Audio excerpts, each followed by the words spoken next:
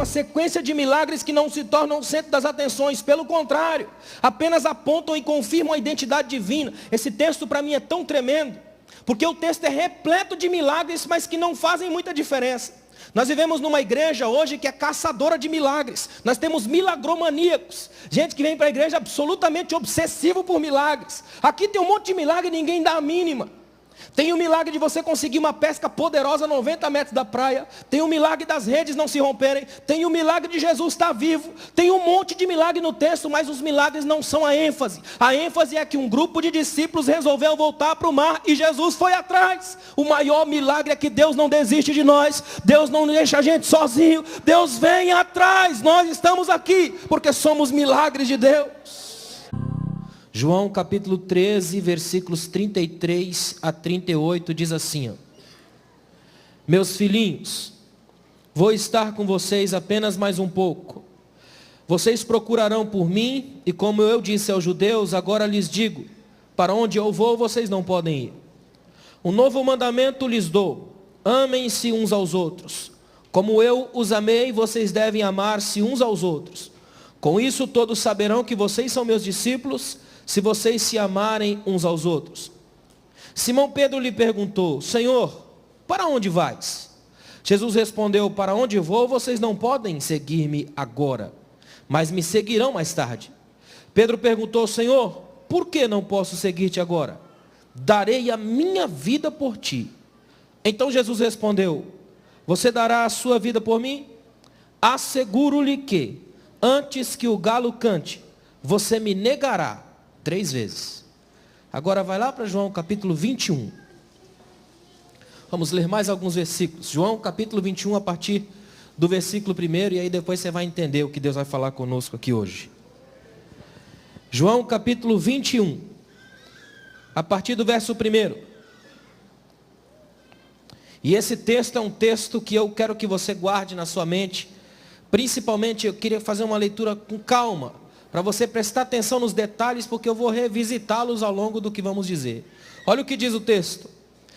Depois disso, Jesus apareceu novamente aos seus discípulos à margem do mar de Tiberíades. Foi assim: estavam juntos Simão Pedro, Tomé, chamado Dídimo, Natanael, de Caná da Galileia, os filhos de Zebedeu e 2 outros discípulos. Vou pescar, disse-lhe Simão Pedro. E eles disseram: nós vamos com você. Eles foram, entraram no barco, mas naquela noite não pegaram nada. Ao amanhecer, Jesus estava na praia, mas os discípulos não o reconheceram. Ele lhes perguntou: filhos, vocês têm algo para comer? Eles responderam que não. Ele disse: lancem a rede do lado direito do barco que vocês encontrarão. Eles a lançaram e não conseguiram recolher a rede, tal era a quantidade de peixes. O discípulo a quem Jesus amava disse a Pedro: é o Senhor. Simão Pedro, ouvindo dizer isso, vestiu a capa, pois havia tirado, e lançou-se ao mar. Os outros discípulos vieram no barco, arrastando a rede cheia de peixes, pois estavam a apenas cerca de 90 metros da praia. Quando desembarcaram, viram ali uma fogueira, peixe, brasas e um pouco de pão. Disse-lhe Jesus: tragam alguns dos peixes que acabaram de pescar. Simão Pedro entrou no barco, arrastou a rede para a praia. Ela estava cheia, tinha 153 grandes peixes. Embora houvesse tantos peixes, a rede não se rompeu. Jesus lhes disse: venham comer. Nenhum dos discípulos tinham coragem de lhe perguntar: quem és tu? Sabiam que era o Senhor. Jesus aproximou-se, tomou o pão e deu a eles, fazendo o mesmo com o peixe. Então foi a 3ª vez que Jesus apareceu aos seus discípulos, depois que ressuscitou dos mortos. Depois de comerem, Jesus perguntou a Simão Pedro: Simão, filho de João, você me ama mais do que esses?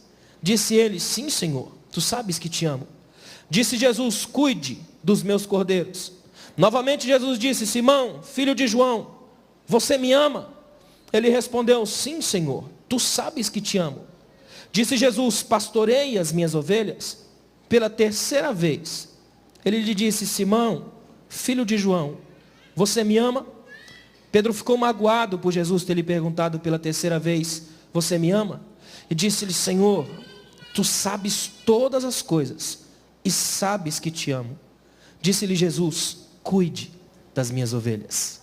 Em outras palavras, sirva. Pode sentar.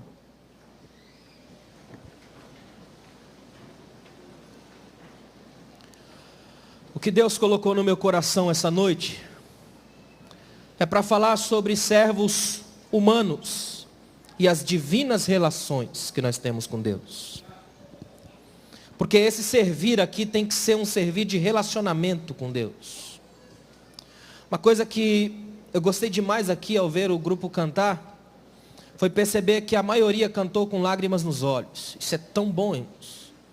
Isso é sinal de que ainda somos humanos e não profissionais. No dia que vocês cantarem lindamente, sem derramarem uma única lágrima, pode esquecer. Se transformaram em máquinas de cantar, mas não em servos que adoram. Servos colocam o coração na ponta da língua e cantam para a glória de Deus e recebem a visita de Deus e daí se derramam. Humanos e as divinas relações. Às vezes, Deus frustra as nossas expectativas. Você espera que Deus vai vir de um lugar, Ele vem do outro. Você espera que Deus vai falar, Ele não fala. Quando você acha que Ele não vai falar, Ele diz. Deus tem a irritante mania de vir na nossa antilógica. Já pensou nisso? Ele frustra as nossas expectativas. No capítulo 13 de João, por exemplo, Jesus olha para Pedro e diz: você não sabe o que eu faço agora, mas vai entender depois. Existe um tempo na teologia e na didática divina. Se a gente não aprende isso, não aprende a lidar com Deus do ponto de vista de humanos nas divinas relações, fica difícil compreender nosso lugar no chamado e na causa. Quando eu olho para esses dois textos, unindo os dois, a experiência é extraordinária. Olha que incrível, nessa mesma temática, na mesma sequência. Jesus fala: gente, eu vou para um lugar que vocês não podem ir. Aí Pedro já fala: Senhor, que lugar é esse?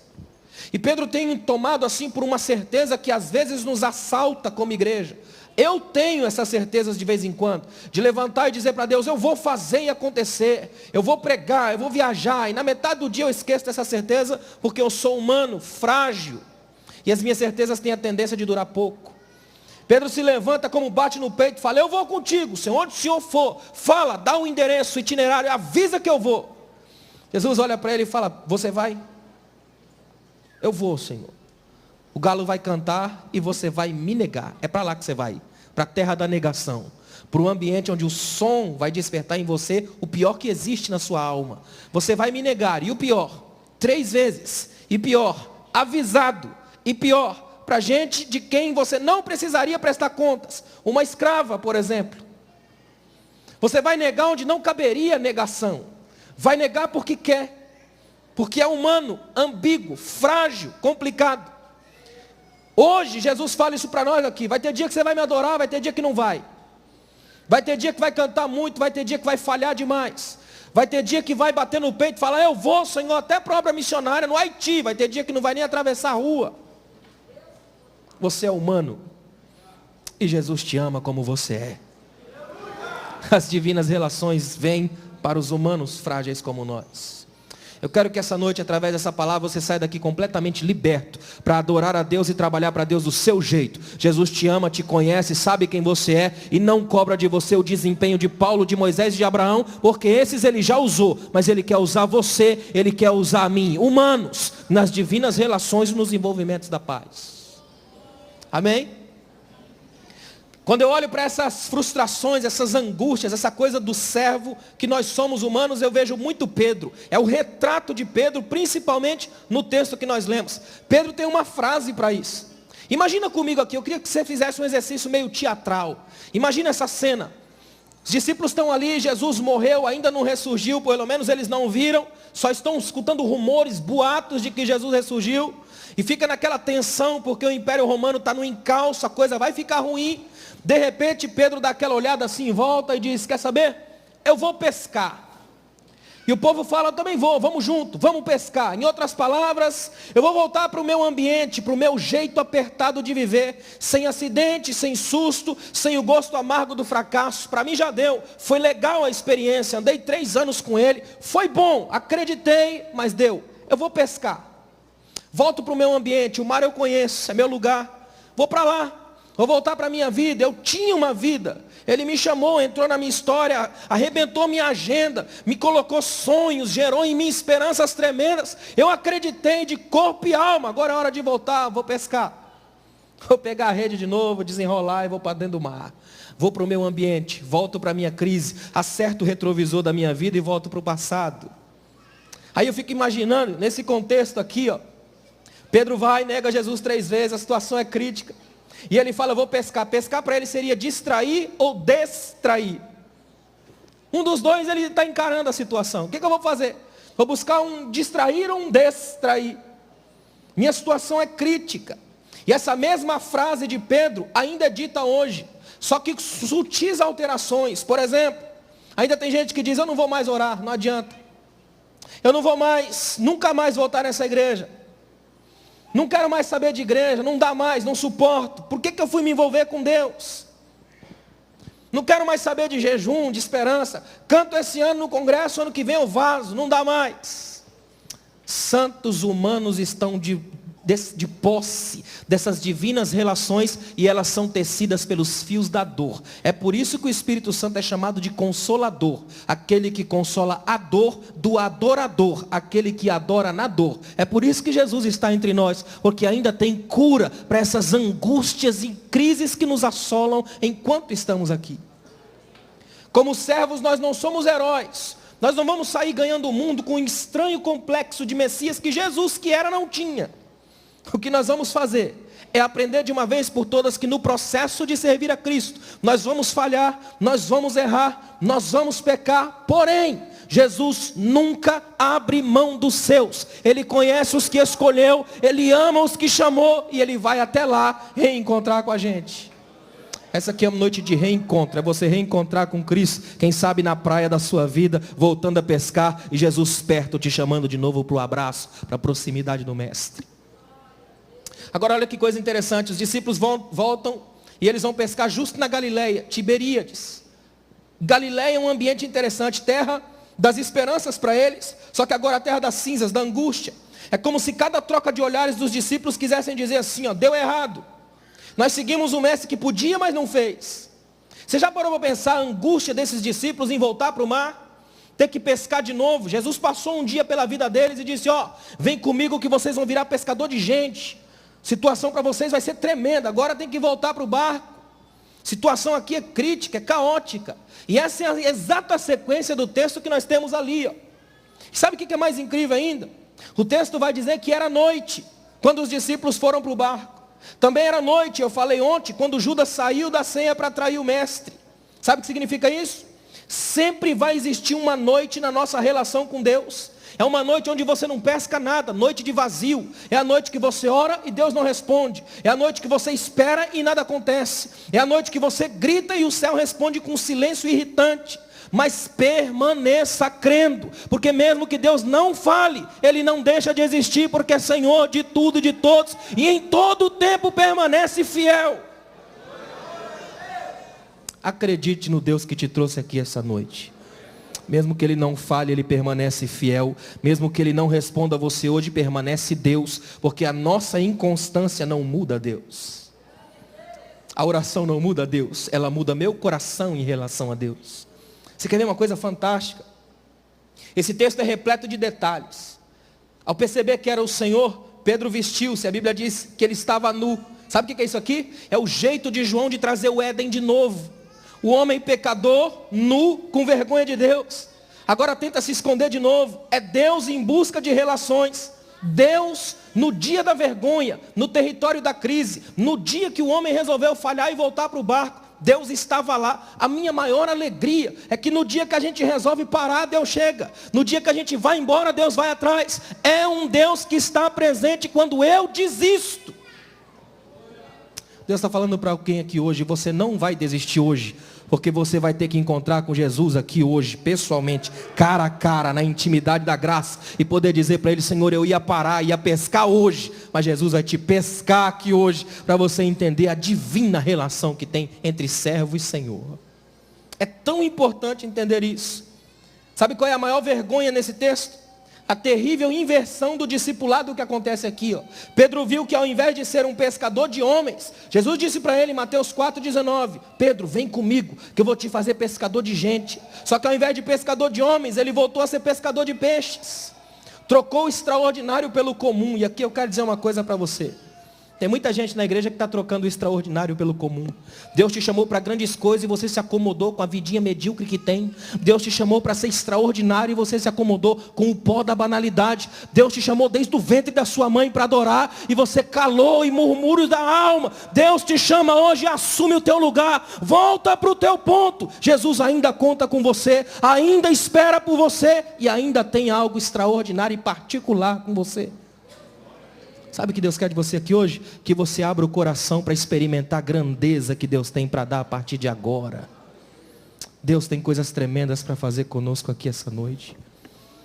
É só você permitir que as divinas relações aconteçam. Humanos, frágeis nas divinas relações. O texto diz assim, ó, que ao amanhecer, Jesus estava na praia. Depois de uma noite longa e angustiante, o divino se manifesta. Se tem uma coisa que eu acho tremenda, é Jesus aparecer na praia. É como se dissesse assim, eu sei para onde meus discípulos vão voltar quando decidirem deixar. No dia que eles voltarem, eles vão voltar e eu sei para onde eles vão e eu vou atrás. Você já parou para pensar nisso? Jesus aparece na praia, olhando os discípulos tentando pescar. É quase um déjà vu histórico. A primeira vez que Jesus encontrou com Pedro, ele trabalhou a noite toda e não pegou nada. Agora acontece de novo. Trabalha a noite inteira e não pega nada. Porque não adianta tentar ter sucesso sem Jesus. Sem Jesus você vira o mar do avesso, não pega um peixe. Com Jesus a 90 metros da praia pega 153. Se Jesus estiver na sua vida, você tem sucesso, tem história garantida. É Jesus no barco quem garante vida. Peça hoje para Jesus entrar no barco da sua vida. Peça hoje para Jesus fazer parte da história da sua casa. Algumas coisas que eu quero mostrar aqui hoje são muito importantes para nós.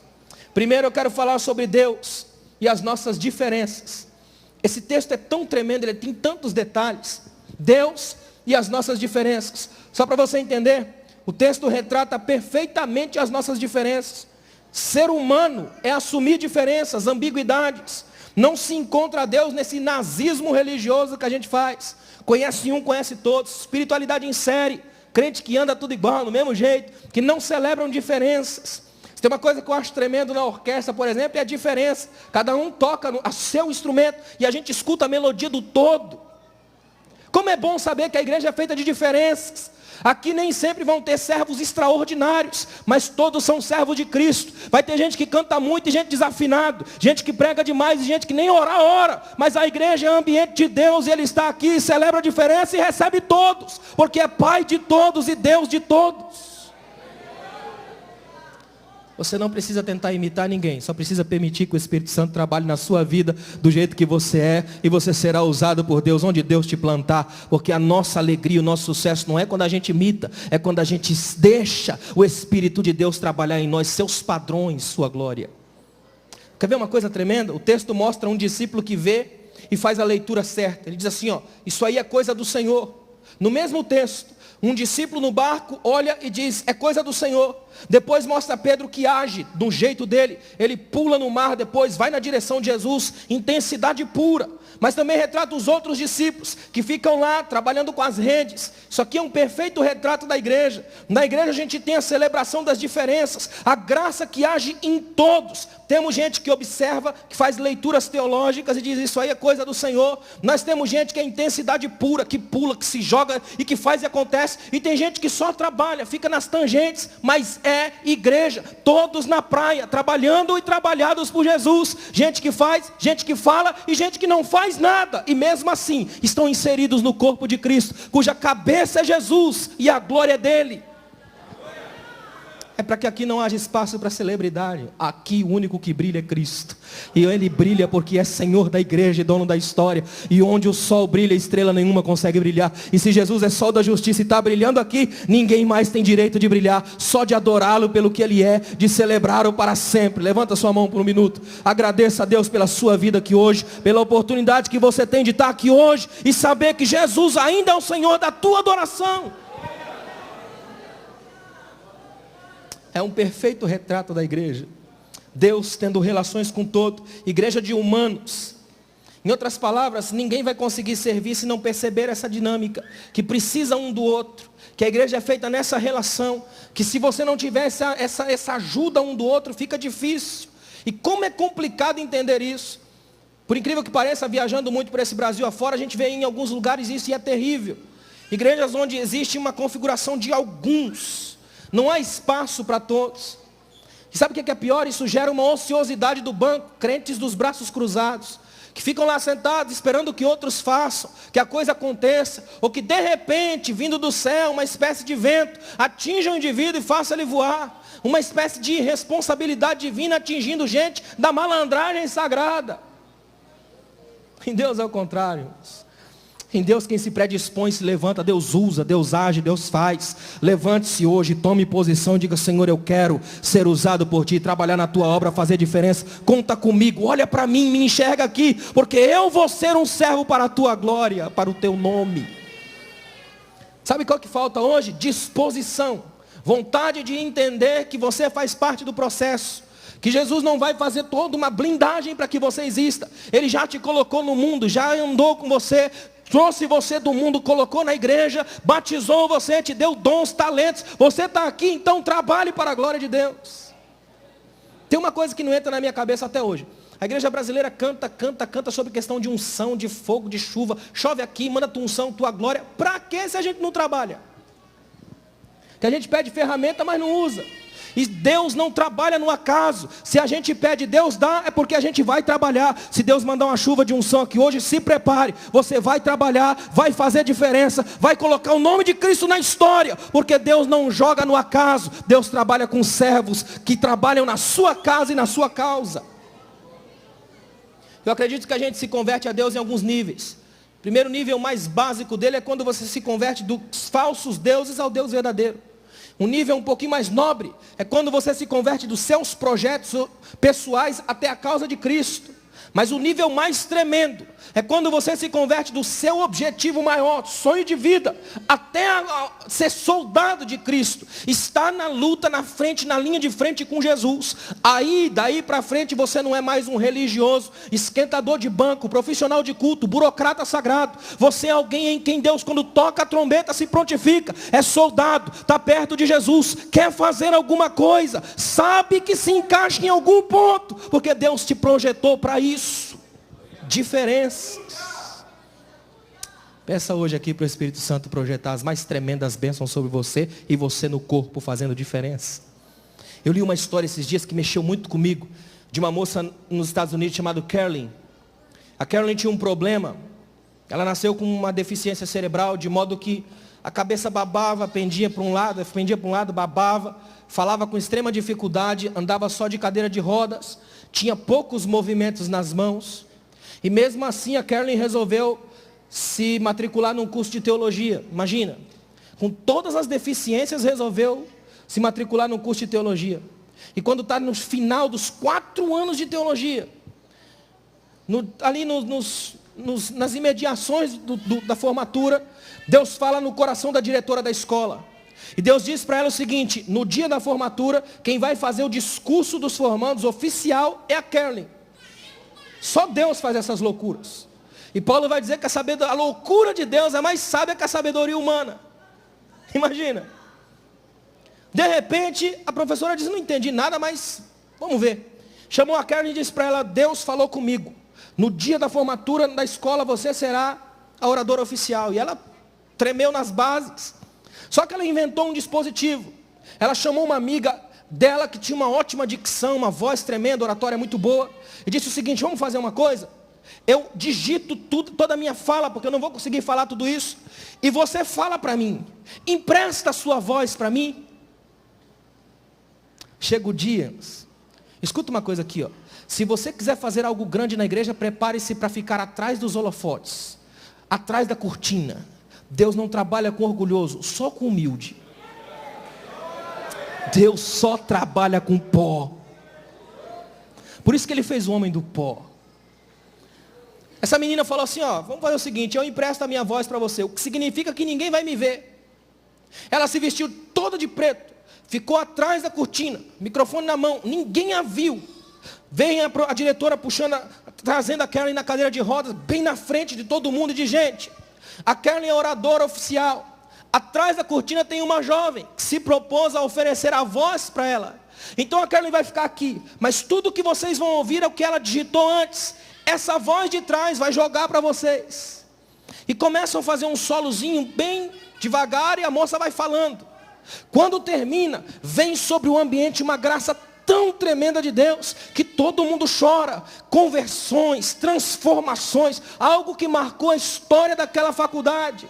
Então a diretora vem correndo, pega o microfone e diz: agora eu entendi. A Kelly é o perfeito retrato da igreja.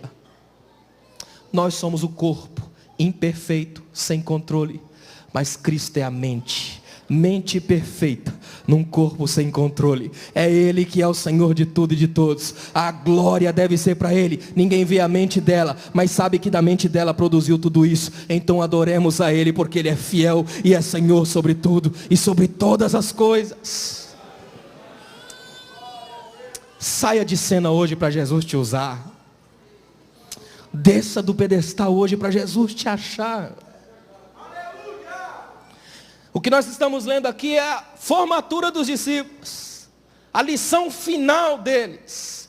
Vocês vão entender que vai ter um dia que eu não vou estar perto, e que a tentação vai ser voltar para o mar, pescar de novo, abandonar. Nas diferenças vocês vão se sentir sozinhos, mas eu vou estar perto. Sabe o que Deus está falando para você aqui hoje? Não se desespere, dá uma olhada em volta, Jesus está perto. Ele é o Deus perto, o Deus da proximidade, o Deus que quebra distâncias e nos abraça, o Deus para quem nós adoramos aqui até agora, aquele que nós cantamos, só Tu é digno, só Tu és digno. Ele é o Deus que quebra distâncias e desce, o único Deus que desce. Segundo, Deus e as nossas deficiências. Olha que coisa interessante, não é mágica o que acontece aqui, é milagre.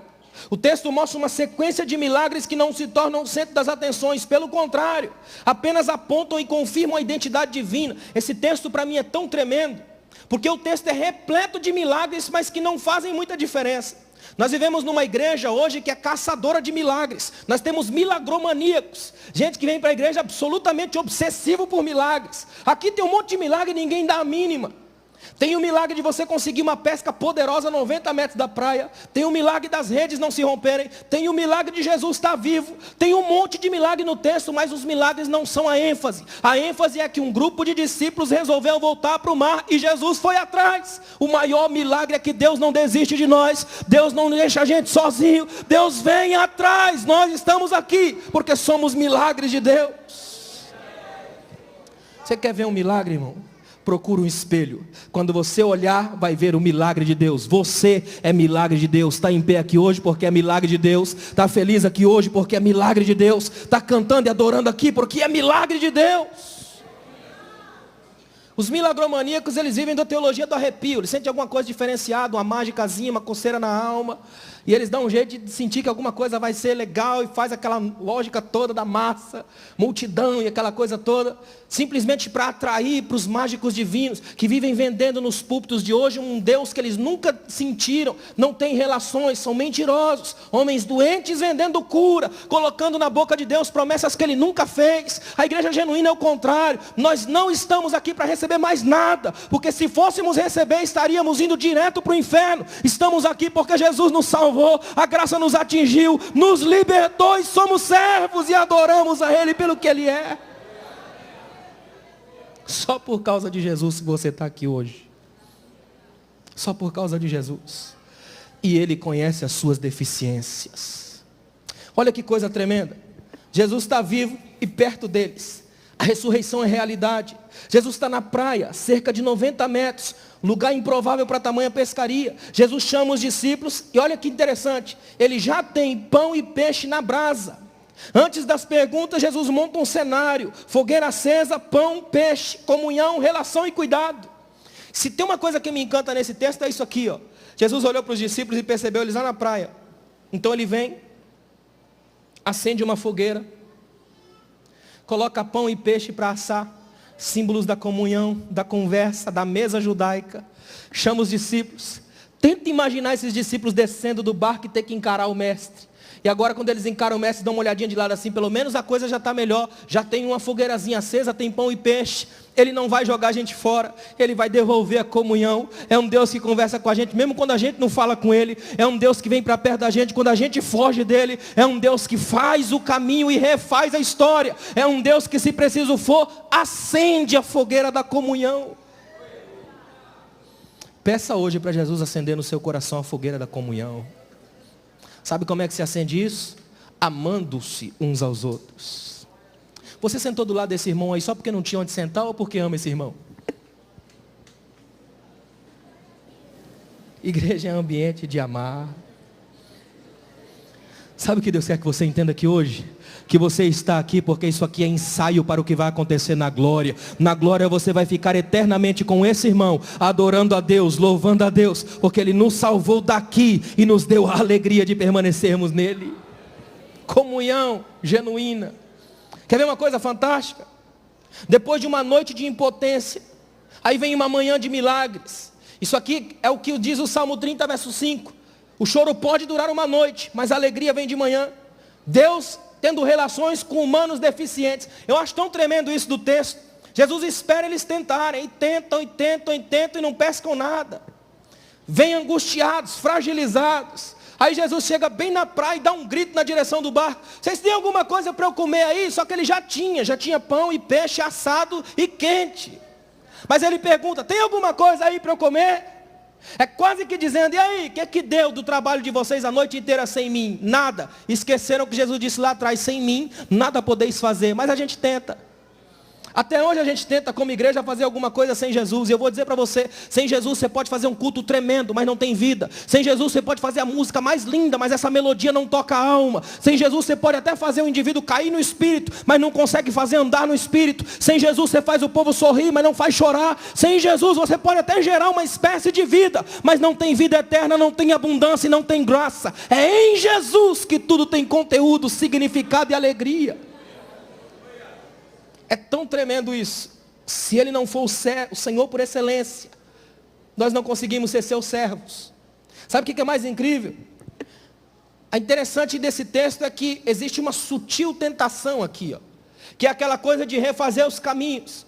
Jesus disse o seguinte, olha, lá em João ainda, lá em Mateus, no caminho de Cesareia de Filipe, Jesus avisou para os discípulos, eu vou chegar em Jerusalém, vou ser morto, vou sofrer muitas coisas nas mãos dos líderes religiosos, dos chefes dos escribas e dos fariseus, vou ser morto, mas eu vou ressuscitar ao terceiro dia. É que Jesus colocou tanta notícia ruim no pacote, que eles não olharam a notícia boa do final. Até hoje a gente é assim, notícia ruim demais, a gente não lê a notícia boa. A desesperança toma conta, embaça a vista. Só que aí Jesus se apresenta, e quando se apresenta, os discípulos olham de longe. Depois que Ele dá a ordem, que os discípulos jogam a rede, sentem o milagre, que a coisa muda. Aí que o discípulo que está no barco dá uma olhada assim e fala, ó, isso aí é coisa do Senhor. É Ele que está na praia. E sabe o que é mais incrível? Não dá para ficar a vida toda no barco. Você vai ter que descer e encarar Jesus. Essa noite é noite para fazer isso. Desça do barco e encare Jesus. Quando você encara Jesus, muda. Quando encara Jesus, se transforma. Eu não preciso correr aqui, gritar, fazer um monte de coisa para você encarar Jesus. Porque o máximo que eu posso conseguir com isso é criar um ídolo na sua mente. Mas só nessa conversa aqui, ó, o Espírito Santo já é capaz de te apresentar o poderoso Jesus, aquele que emana das Escrituras, aquele que é a exegese de Deus, aquele que mostra a profundidade da graça, aquele que vai onde eu não consigo ir.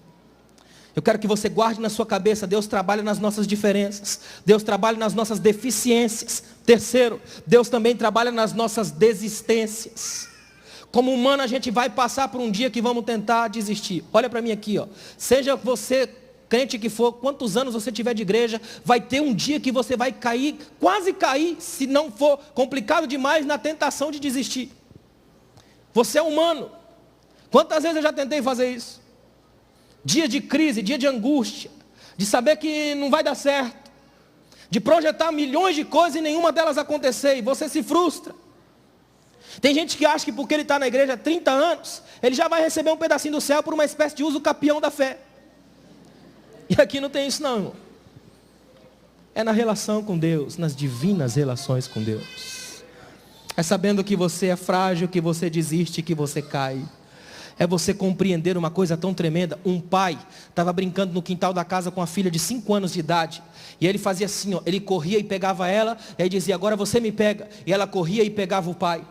E ficou nessa brincadeira, de repente ele pegou ela e disse, agora você corre e me pega. E quando ela corria na direção do pai, na habilidade de um pai, ele se desvencilhava dela. E vinha toda hora e ela não conseguia pegar, até um momento que ela parou assim, cansada. Botou a mão na cintura para puxar um fôlego, aí o pai olhou e fez a leitura. E disse, se eu não deixar ela me pegar, nós vamos passar a tarde inteira aqui, não vai dar certo, esse negócio não vai acabar nunca. Então ela disse, lá vou eu, pai. 1, 2, 3, correu. E o pai deu uma de João sem braço, sabe qual é? Caiu e ela pegou ele assim, deu aquele grito, te peguei, papai. Foi exatamente isso que Deus fez com você. Não foram vocês que escolheram a mim, eu escolhi vocês. Eu deixei ser visto, eu deixei ser pego, eu deixei ser alcançado. Você não está aqui porque é bom, porque Jesus deixou. Você não está aqui porque é o mestre, é porque Jesus deixou. Você está aqui hoje porque Ele se deixou achar e atraiu com cordas de amor. Você consegue agradecer a Jesus por 1 minuto? Agradeça a Jesus porque Ele te alcançou. Jesus te atingiu. Eu fico fascinado com o que eu vou mostrar a vocês aqui agora. O que esse texto mostra aqui para frente é extraordinário. É uma poesia, uma delicadeza divina que é comovente. Presta atenção no que eu vou te dizer. No original grego só existe uma palavra para braseiro, antrakian. Essa palavra só aparece 2 vezes no Novo Testamento inteiro. Só 2 vezes, é uma palavra rara, difícil de achar. E ela aparece a primeira vez quando Pedro nega Jesus 3 vezes. Diante de brasas, antrakian. O texto se arrasta e agora vai aparecer de novo. O que Jesus está fazendo é um teste psicológico terrível. Quando Pedro desce do barco, a primeira coisa que ele vê é justamente braseiro. É inevitável a conexão. Ele vai lembrar que agora, ali atrás, ele traiu diante de uma fogueira acesa. E agora tem outra fogueira acesa. E ele vai ter que encarar essa chama de novo. Vai ter dia que Deus acende uma fogueira que é tremenda para você, mas vai ter dia que Ele acende fogueiras das memórias, das lembranças. Sabe por quê? Porque pecado só sai pela boca. É confessando e deixa que você alcança misericórdia e que a chama divina te purifica. O que Deus vai fazer aqui hoje é purificar a gente de coisas terríveis que a gente faz e fica amordaçado e não deixa a glória de Deus tirar. Só quando sai é que a gente é livre para voar. É o que vai acontecer com Pedro. Você quer ver uma coisa tremenda? 2 vezes Pedro vai, nega na casa de Caifás e depois nega de novo lá. Só que agora, ele vai entregar 3 vezes. E na praia de novo, 3 vezes ele vai ter que afirmar que ama. E Jesus começa a fazer uma coisa interessante. O versículo 12 trata muito bem essa divina relação com gente que desiste. Tem um silêncio doloroso, um misto de reverência e suspeita. É você olhar de lado sem saber direito o que vai acontecer. Discípulos descem, imagina essa cena comigo. Os discípulos descem do barco, Jesus está lá, fica aquele silêncio constrangedor. Sabe crente quando peca? Fica aquele silêncio constrangedor, sem graça. Aquela situação crítica. E eu gosto desse clima aqui, ó. Esse é o clima que eu gosto. Os discípulos descem ali, a fogueira está acesa. Jesus dá uma olhada para Pedro assim e diz, Pedro, você me ama? Simão, filho de João, a busca das heranças, das memórias, genealogia. Simão, filho de João, você me ama mais do que estes? Você é o cara, Pedro, em outras palavras, traduzindo para hoje. Porque lá atrás, Pedro, por incrível que pareça, caiu num ditado de pescador, peixe morre pela boca, fala demais. E ele chegou para Jesus e falou, Senhor, eu vou com o Senhor onde for, eu sou o cara. Jesus disse, não vai não. O galo vai cantar e você vai me negar. Teve um escritor esses dias que disse que se hoje essa lógica do galo cantar e negar servisse, o galo já tinha virado compositor. Porque o povo está negando demais. O galo canta. E isso deflagra processos terríveis em Pedro. Só que agora Jesus vem e fala, Pedro, você me ama? Mais do que esses. Você consegue, Pedro? Ser maior do que todo mundo? Você é melhor do que os outros? No original grego, olha para mim aqui, ó, existem 4 palavras para expressar amor. Só que Jesus falava aramaico. E a conversa de Jesus com Pedro no aramaico é uma conversa simples. É João quem vai escrever e faz uma distinção de termos no grego. Provavelmente captou a nuance que Jesus queria passar. No grego você tem ágape, amor supremo, sacrificial, amor de Deus. Um amor tremendo, infalível. Você tem storge, que é amor de amigo, de irmão dentro da família, no círculo familiar. Quando um irmão fala para outro irmão dentro da família, eu te amo, é storge. Você tem filéu, amigo, amor de amigo. Daí filantropia, filos mais antropos, o amigo do homem. E você tem o eros, que é o amor sexual dentro do casamento. Se a gente vivesse na Grécia hoje, só dava eros. A primeira frase de Jesus para João, a primeira pergunta para Pedro, perdão, a primeira pergunta de Jesus para Pedro é tremenda. Porque ele usa o termo ágape que João vai colocar. É com ágape que me amas? Agapás, é com ágape que você me ama? Olha a pergunta de Jesus, Pedro, e aí? Esse tempo que você tirou no barco, esse alto exílio, te ensinou a olhar para mim? Você me ama mais do que esses, me ama mais do que o mar, me ama acima de tudo, com esse nível de amor aqui, ó, ágape, é com isso aqui que me amas? Sabe qual é a resposta de Pedro no original? Ele diz, nai kyrie, não, Senhor. E ele abaixa a medida. É com filéu, ele usa filéu, é com filéu que te amo, é de amigo para amigo. Esse amor que o Senhor pede aí é muito para mim, hoje eu sei disso. É muita coisa para mim, Senhor, não dá não. Eu te amo assim, ó, de filéu, de amigo para amigo, mas amo. Tu sabes que te amo. A segunda pergunta, Jesus insiste no agapá, agapás, é com amor que me ama, ágape que você me ama. E ele insiste, Senhor, não dá, é filéu, minha medida é essa. Já tentei ser maior do que isso, mas não dá, Senhor. É só isso aqui, ó. A terceira muda tanto a história de Pedro, que o Pedro daqui para frente é um, daqui para trás é outro. Jesus chega para Pedro e iguala a medida.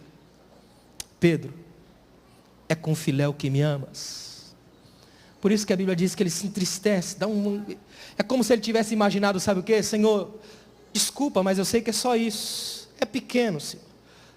O Senhor me pediu demais, não dá, hoje eu aprendi isso. Minha lição foi maior do que eu. Minha rede não suporta a tua pescaria. Eu sou pequeno, eu volto, eu olho para trás. Não dá. É muito isso aqui, ó. Só dá isso. A sensação é que Pedro vai escutar Jesus falar, errei quando eu te escolhi.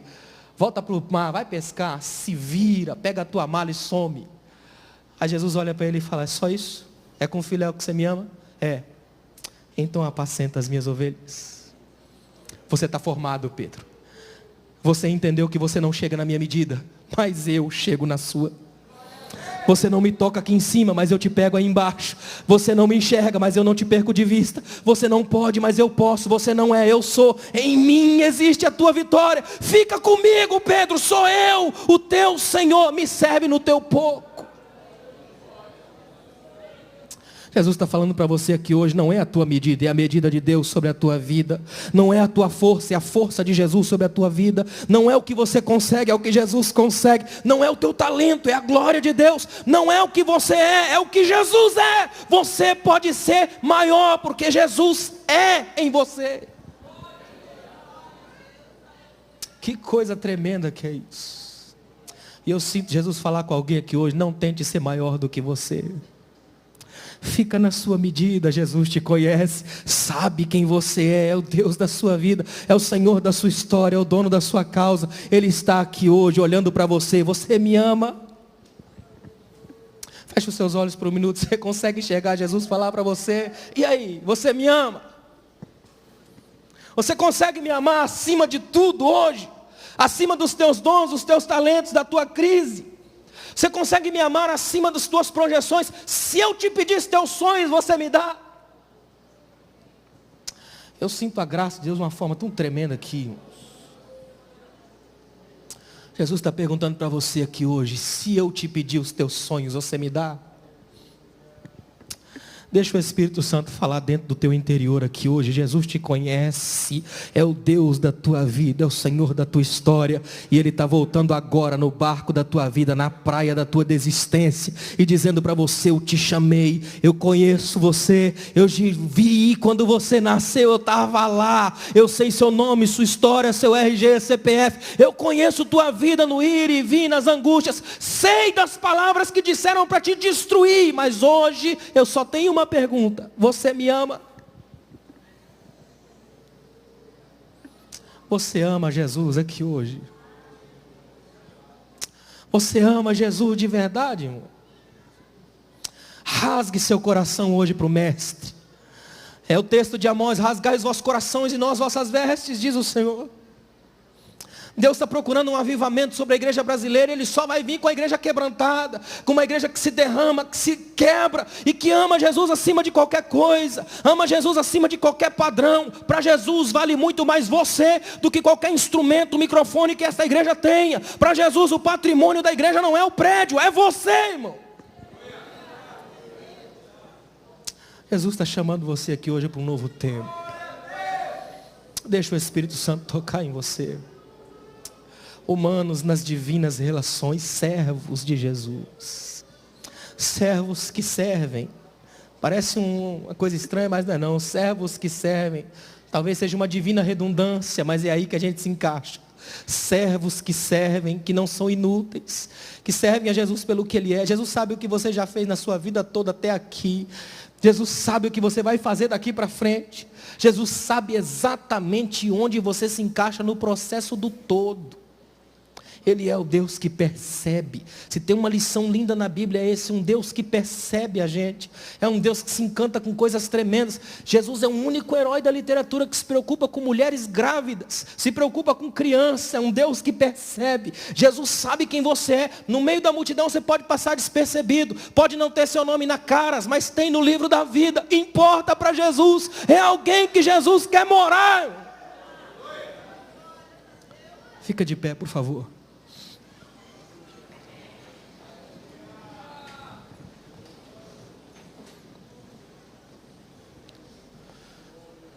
Eu queria fazer uma oração diferente com você aqui hoje. Sinto de Deus de fazer isso. Se possível, eu queria que você segurasse na mão do seu irmão ao seu lado aí.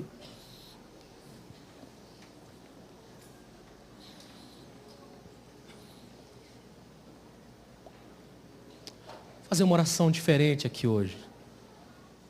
Pede para Jesus nesse exato momento. Conversa com Ele. Quem sabe Jesus hoje esteja perguntando para você: e aí, você me ama? Podemos conversar nesse nível: você me ama? Eu fico ali imaginando aquele grupo de discípulos fazendo uma força imensa para pescar e não tem um peixe por perto. Depois, quando Jesus dá uma ordem, eles conseguem pescar uma pescaria poderosa a 90 metros da praia, lugar improvável para uma pescaria daquele tamanho. É tão tremendo isso. Sua força tem limite, irmão. Seu conhecimento tem limite. Seu dinheiro tem limite. É só o ilimitado da graça que faz você permanecer de pé. Sai daqui hoje experimentando um novo tempo na sua espiritualidade. Sai daqui hoje diferente. Não deixa ser mais um domingo, mais um congresso, numa agenda de culto rotineira, cansativa.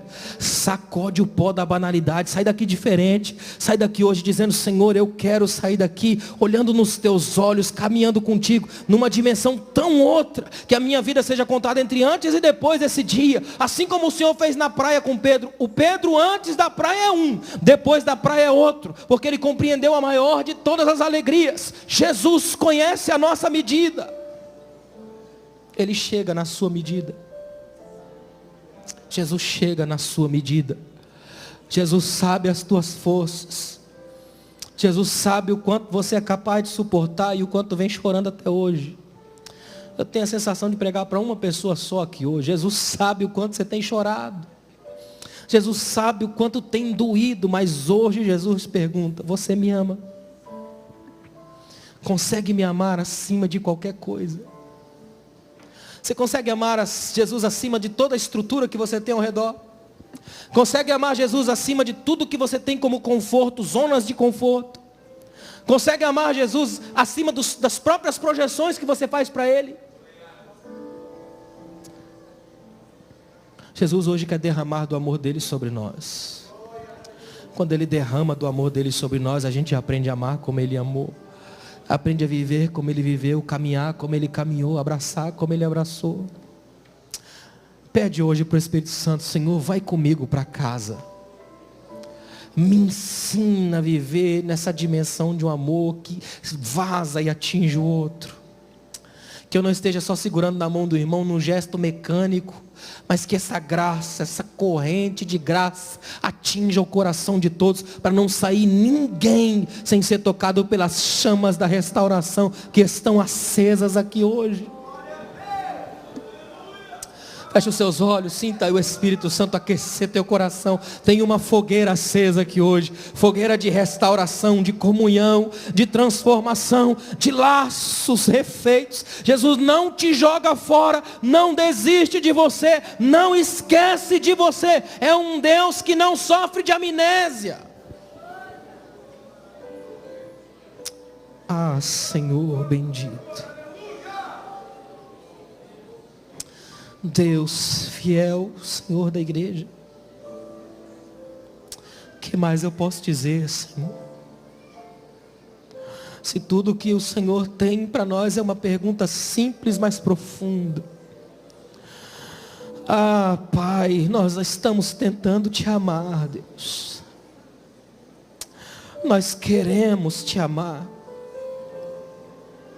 como Pai, como Senhor da eternidade, como Deus da igreja.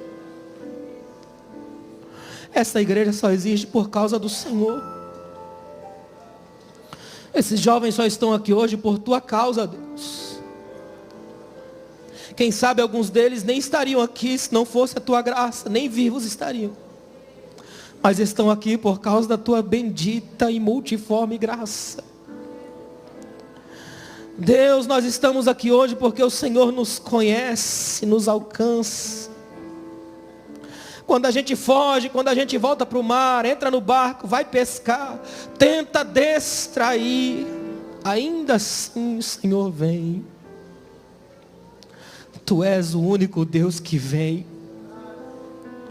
És o único Deus que chega até nós, até a nossa mediocridade, a nossa pequenez, a nossa insignificância. Não nos deixa sermos maiores do que somos, Pai. Mas que continuemos na perfeita estatura que projetastes para nós. Como é bom saber que estás aqui, Pai. Como é bom saber que essa aqui é a tua casa, teu ambiente. Aqui o Senhor está à vontade, transitas entre nós. Olha nos nossos olhos. Acende a chama, Pai. Acende a chama da restauração, da comunhão, do quebrantamento, da mudança de vida, da cura do caráter, das emoções, da alma. Põe a chama, Deus, no coração de cada jovem. Porque se metade desses jovens forem avivados, a cidade muda.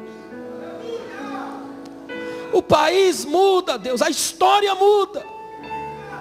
Porque com 11 homens o Senhor mudou o mundo. Imagina com essa metade de jovens aqui, Pai.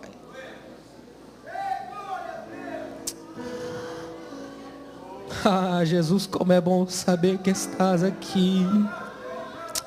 Porque essa igreja é tua, essa casa é tua, a glória é tua, o congresso é para o teu nome, cada hino louvado é para o Senhor, tudo é teu, tudo te pertence, não sobra nada para ninguém, porque tu és o Deus que não divide tua glória com ninguém.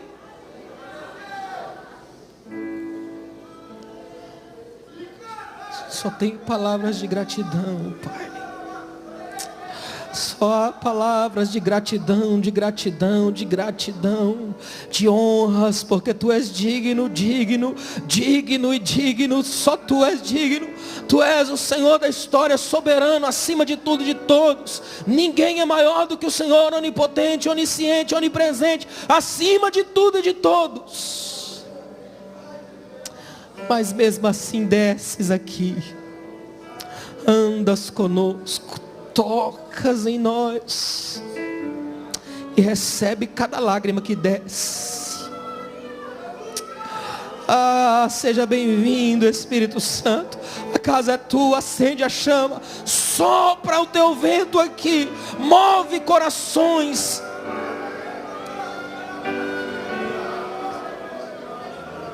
Ah, Senhor, a casa é tua, a glória é tua, O louvor é teu, a história é tua, as pessoas são tuas, o culto é teu, o dia é teu, tudo é teu, Pai. Existimos por causa da tua glória, nele nos movemos e existimos e somos feitos tua criação, geração de Deus. Obrigado, Pai, em nome de Jesus, em nome de Jesus.